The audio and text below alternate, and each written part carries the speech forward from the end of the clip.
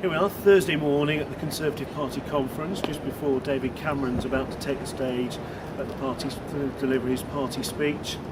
Very interesting day yesterday. It started off with meeting Andrew Lansley, the Shadow Health Minister, discussing local health issues with him that people have been bringing up on the doorstep with me around the villages and communities of York Outer as we go knocking on doors on a regular basis.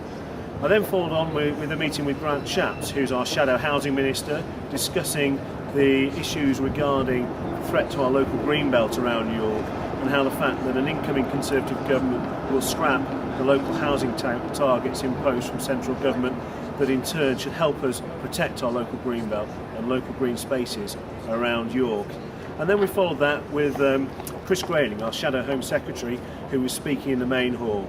And Chris spoke really passionately about antisocial behaviour and the fact that we really have to take this problem seriously and crack down on it. And I was delighted to hear what he said, and I think that's a great message that we can take back to the streets of York and York Outer and the surrounding villages. Here we are, 12:20, and we're just queuing for David Cameron's speech. It doesn't actually start till 2 o'clock, so the queue and the numbers of people are growing and growing and growing.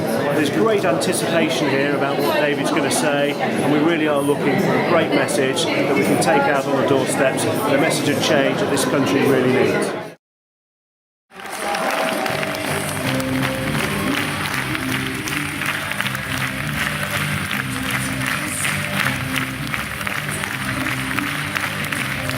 So here I am, I'm joined by Graham Stewart, a regional Yorkshire MP. Graham, what did you think of David Cameron's speech today? Well, I don't know about you, Julian, but I was inspired by it.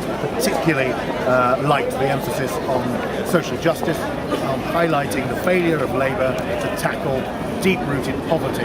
Poverty of ambition, poverty of education, poverty of opportunity. That's the biggest failure of Labour. And he set out the Conservatives, you and I hope, will, in government, have a mission to create a fairer society, one that was promised by Labour but which hasn't been delivered, one in which big government has so often actually made matters worse instead of improving them. And the Conservatives will set people free.